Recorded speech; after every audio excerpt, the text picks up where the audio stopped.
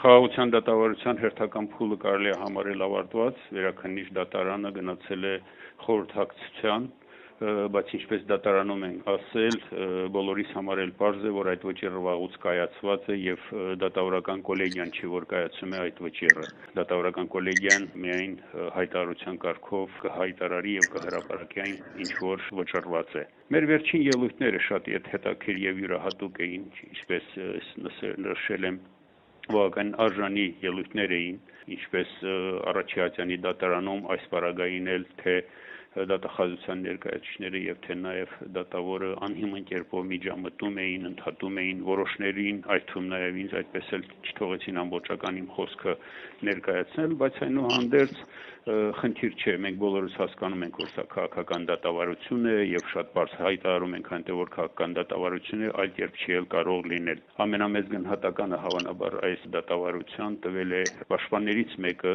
ով Առաջիհատյանում հենց այսպես զգուշացրել է, որ ամաչելու են տարիներ հետո իրենց ծերունների առջև, իսկ այս անգամ շատ յուրահատուկ խոսք փոխանցեց դատավորական կոլեգիային, այսպես զգաստացնող խոսք փոխանցելով, որ չպղծենք դատարանը եւ ասաց, որ մեր հաղթանակները այս դատավարությամբ պղծել ենք, այսինքն մեր ընդհանուր պահվածքը արդեն մղում է նրանց, որպեսզի նրանք խոստովանեն, որ դատավարական գործընթացում իրենք լուրջ բացեր են ունեցել եւ ինչպես ես նշեցի իմ խոսքի մեջ վերջին իմ ելույթի ժամանակ Առաջիհատյանի դատարանում փաստորեն քաղաքականապես եւ բարոյապես մեղադրող կողմը եւ դատավորական կոլեգիան, որ նույն թիմն են, փաստորեն չեն շահել դատը, շահողը եղել ենք մենք, որպես մեղադրյալներ, այսպես ասած։ Մենք արժանի հակահարվածներ ենք տալիս, այսպես ասեմ, այն փաստարկներին եւ այն կեղծ պնդումներին, որ վերաբերում է մեր ժողովրդի անցյալին, ներկային, պատվի խնդիրներին մեր ժողովրդի, կեղծ տեղեկություններով, շինծու հիմնավորումներով, ազգային ինքնասիրությունը կողքրտող պահվածքով, կեղծված պատմությամբ եւ հենց այդպիսի մի իրավիճակ է, որ պետք է ասել, որ պայքարի մի դաշտ է, որտեղ գործում է ուժի օրենքը, այսինքն օրենքի ուժ չկա։ Մենք ենք որոշողը,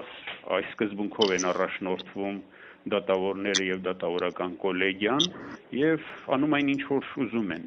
մեզ համար էլ դա հասկանալի է, բայց ինչպես նշել ենք, սա մեր համար երկրորդական է եւ մենք ուղղակի ֆորմալ կողմ ենք ապահովում, որպեսզի հասնենք միջազգային դատարան։ Այնպես որ այս դատավարությունը կարող ենք համարել դատող կողմի համար տապալված դատավարություն։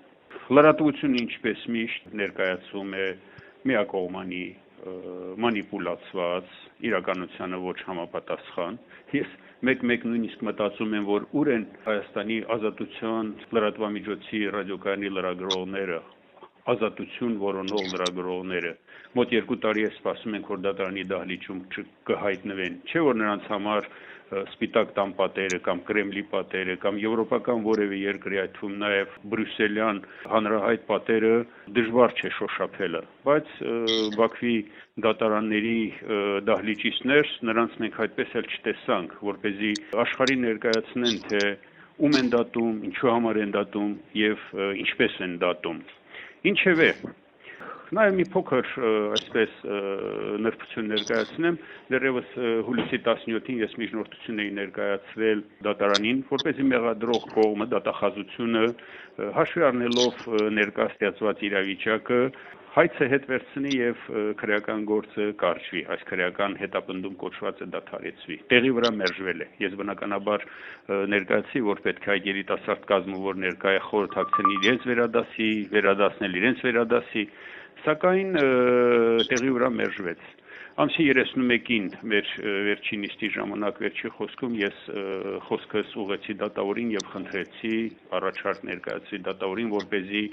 իմ այդ միջնորդության բովանդակությամբ առաջարկ ներկայացնելով, պահը օգտագործելով այդ իմ առաջարկի հնարավորությունը օգտագործելով, որպեսզի դատավորական կոլեգիան խորհրդակցի ում հետ որ անհրաժեշտ է, ովքեր որ որոշում են կայացնում, եւ հաշվի առնելով երկու երկրների, երկու ժողովուրդների միջև ստեղծված նուրբ քաղաքական իրավիճակը, արտաքին քաղաքական դերակատարների դերը եւ որպես ապագայի միտված ներդրում այս քրեական հետապնդումը դադարեցնեն եւ գործը կարճեն։ Ինչ կորոշեն, սա այլ հարց է, բայց ամենայն դեպս այդպիսի մի առաջարկ ներկայացվել է։ Մեկ անգամ եւս պիտի ասեմ, որ մոտ 2 տարվա շարունակող այս երկու ատյանների դատավարության ընթացքում պաշտպանական կողմը այդպես էլ չստացավ ոչ մեղադրական ակտը, ոչ մեղադրական եզրակացությունը եւ ոչ էլ առաջի ատյանի դատավճիռը։ Լավ մնացեք, մենք մեր խոսքը դեռ կասենք։